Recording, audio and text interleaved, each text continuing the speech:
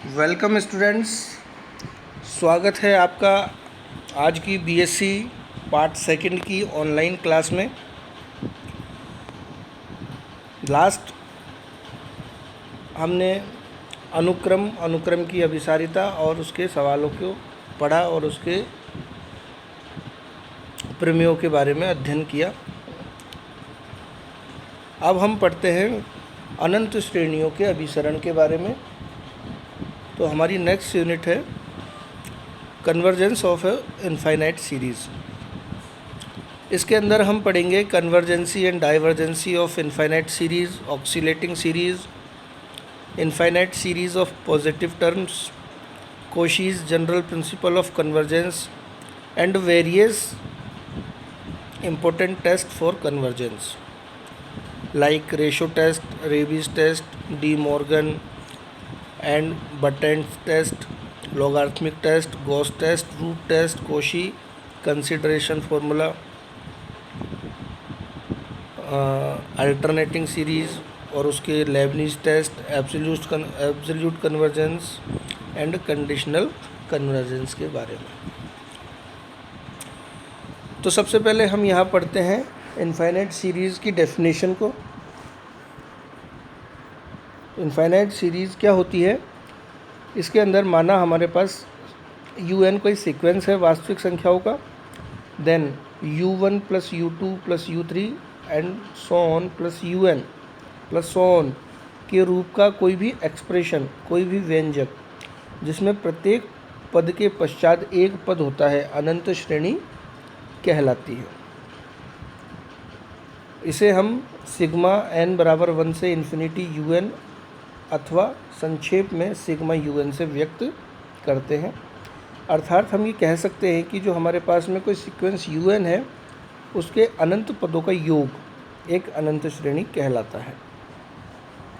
उसके पदों का योग एक अनंत श्रेणी कहलाता है।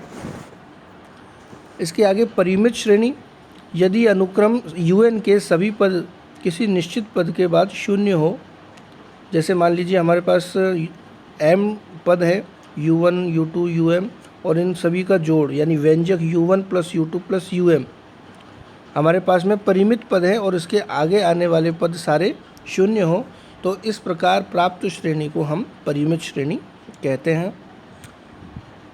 इसके आगे धनात्मक पदों की श्रेणी, सीरीज ऑफ पॉजिटिव टर्म्स, यदि श्रेणी के सभी पद धनात्मक हो अर्थात un is greater than 0 for all n, तो वह धनात्मक पद वाली श्रेणी कहलाती है।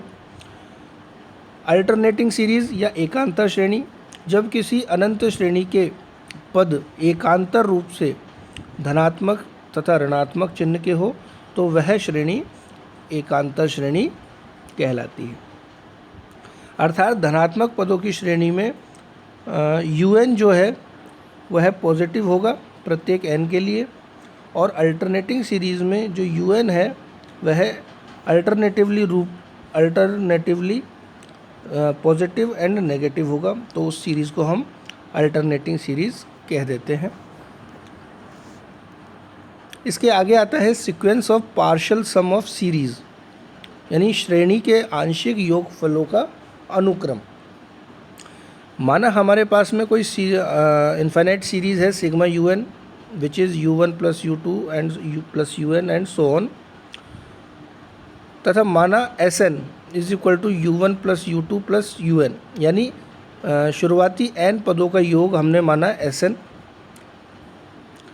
तब s1 बराबर u1, s2 बराबर u1 प्लस u2, s3 बराबर u1 plus u2 plus u3, और इसी तरीके से जो सीक्वेंस चली आएगी sn, इसे हम श्रेणी के आंशिक योगफलों का अनुक्रम कहते हैं। यानी s1 में u1 आएगा, s2 में u1 प्लस u2, s3 बराबर u1 plus u2 plus u3, और इसी तरीके से हमारे पास में sn मिलेगा। तो इस प्रकार प्राप्त जो अनुक्रम मिलती है हमें sn, यह अनुक्रम sn श्रेणी सिग्मा un के आंशिक योगफलों का अनुक्रम कहलाती है। आगे हम पढ़ें अनंत श्रेणी के कन्वर्जेंस के बारे में।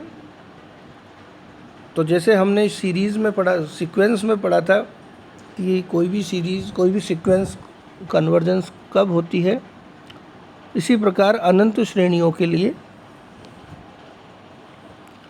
अभिसरण को हम निम्न प्रकार परिभाषित करते हैं कि कोई भी अनंत श्रेणी u1 plus u2 plus u3 plus dot dot dot plus un plus so on अभिसारी या कन्वर्जेंट कहलाती है जब n के अनंत की ओर अग्रसर होने पर n पदों का योग Sn किसी परिमित सीमा की ओर प्रवर्त या टेंड्स होता है। अर्थात कोई भी श्रेणी सिग्मा un कोई अभिसारी सीरीज़ कहलाएगी या कन्वर्जेंट सीरीज़ कहलाएगी यदि जब n इन्फिनिटी की तरफ अप्रोच हो करे तो n पदों का योग Sn जो कि u1 plus u2 plus un होता है, वह किसी परिमित सीमा की ओर प्रवृत्त होता हो।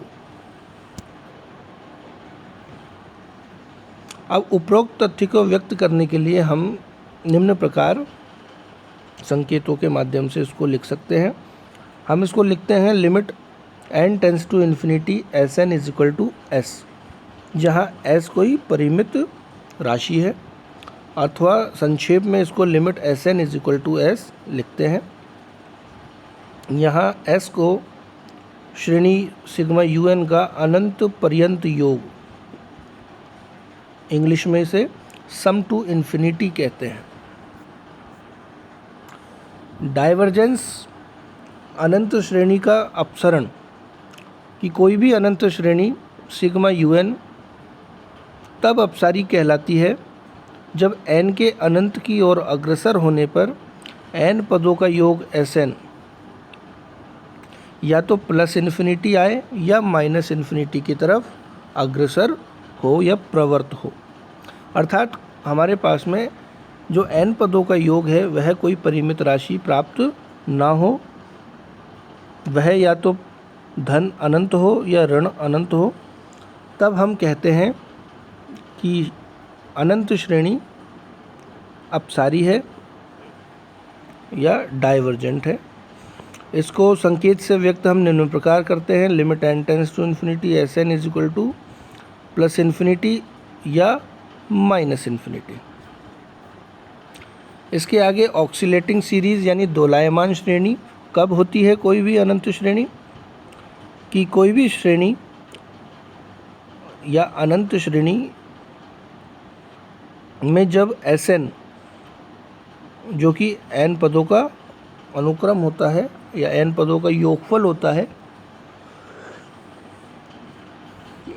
या तो किसी परिमित सीमा की ओर प्रवृत्त नहीं होता हो या धनात्मक न ऋणात्मक अनंत की ओर प्रवृत्त होता है, तो इस श्रेणी को दोलनी या दोलनमयी या ऑक्सीलेटरी श्रेणी कहते हैं। अर्थात जब n टेंस टू इन्फिनिटी हो तो जो हमारे पास में Sn है वह किसी परिमित सीमा की ओर प्रवृत्त ना हो, ये या तो प्लस इन्फिनिटी की तरफ जाए या माइनस इन्फिनिटी की तरफ जाए। अर्थात ना तो ये प्लस इन्फिनिटी की तरफ जाए ना माइनस इन्फिनिटी की तरफ जाए, ये इनके बीच में ही ऑक्सीलेट करता रहे, then it is said to be oscillating series. इसके आगे हम एक महत्वपूर्ण थ्योरम के बारे में अध्ययन करेंगे। ये थ्योरम कई बार एग्ज़ाम में पूछी जाती है।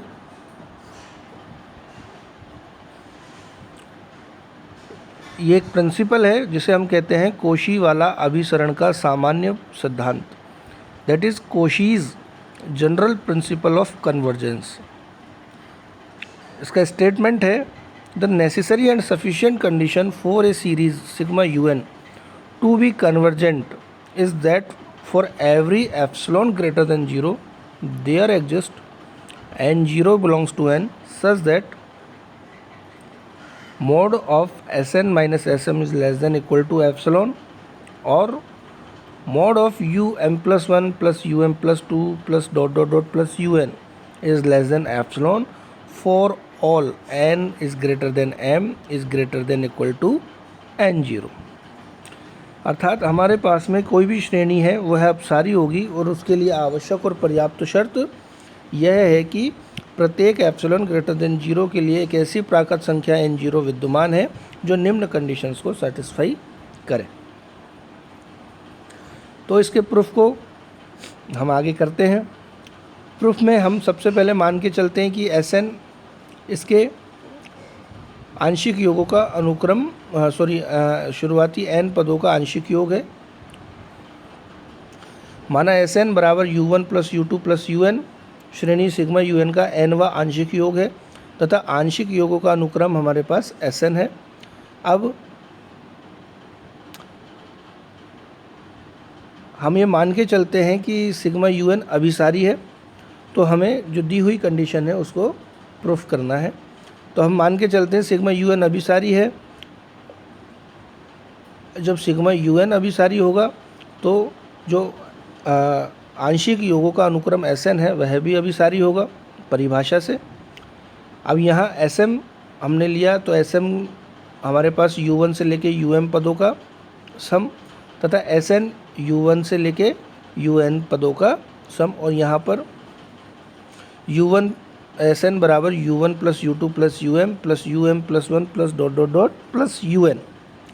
तो Sn माइनस Sm जब हम करते हैं तो हमारे पास में um plus 1 plus um plus 2 plus dot dot dot un समीकरण 1 के रूप में प्राप्त होता है।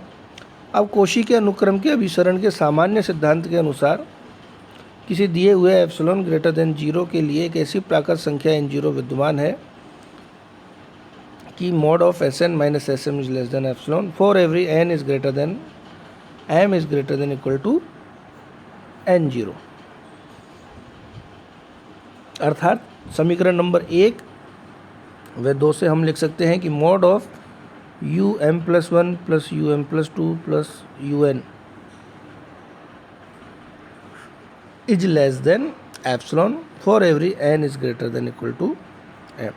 यहाँ पर हमारे पास में बोथ इम्प्लाइज दिया हुआ है, तो हमने एक ही प्रूफ में दोनों चीज़ों को सिद्ध कर दिया कि यदि सिग्मा un अभिसारी है तो ये निम्न कंडीशंस को सेटिस्फाई करेगी, और ये यदि निम्न कंडीशंस को सेटिस्फाई करती है तो जो श्रेणी है वह अभिसारी होगी।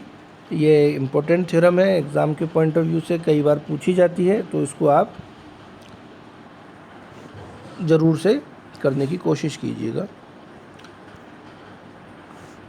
इसके आगे नेक्स्ट थ्योरम आती है the necessary but not sufficient condition for the convergence of a series sigma un is that limit of un is equal to 0, that is sigma un is convergent if and only implies limit of un is equal to 0। कहने का मतलब है कि प्रत्येक श्रेणी के अभिसारी होने के लिए आवश्यक है कि limit of un is equal to 0 हो। इसको हम प्रूफ करते हैं, बट ये सफिशिएंट कंडीशन नहीं है, सिर्फ आवश्यक कंडीशन है। प्रूफ करने के लिए हम मान के चलते हैं कि माना सिग्मा un एक अभिसारी श्रेणी है, तब इसके n पदों का योग Sn किसी परिमित सीमा की ओर प्रवृत्त होगा। अर्थात लिमिट Sn बराबर कोई s होगी when n tends to infinity, परंतु un जो है हमारे पास वह वैल्यू होगी Sn माइनस Sn माइनस 1 की। Sn होता है n पदों का योग और Sn माइनस 1 यानी n माइनस 1 पदों का योग। तो जब Sn माइनस Sn माइनस 1 करेंगे तो हमारे पास में un प्राप्त होगा। दोनों तरफ हमने लिमिट लगाई तो लिमिट un बराबर limit Sn minus Sn minus 1, दोनों को अलग अलग किया तो हमारे पास में limit of Sn minus limit of Sn minus 1 मिला। Implies limit of un is equal to limit of Sn भी s की तरफ कन्वर्ज करेगी, लिमिट ऑफ Sn माइनस 1 भी s को कन्वर्ज करेगी, या उसकी वैल्यू s होगी जो कि एक परिमित है। जब Sn s की तरफ जाएगी तो Sn माइनस 1 भी s की तरफ जाएगी। ये हम अनुक्रम में देख चुके हैं। तो लिमिट ऑफ un बराबर हमारे पास में Sn s minus s that is 0 मिलता है, और यही हमें सिद्ध करना था कि limit of un is equal to 0 जब सिग्मा un एक अभिसारी श्रेणी है। अब इसको हम ये प्रूफ करते हैं कि कन्वर्स इसका ज़रूरी नहीं कि वह सत्य हो।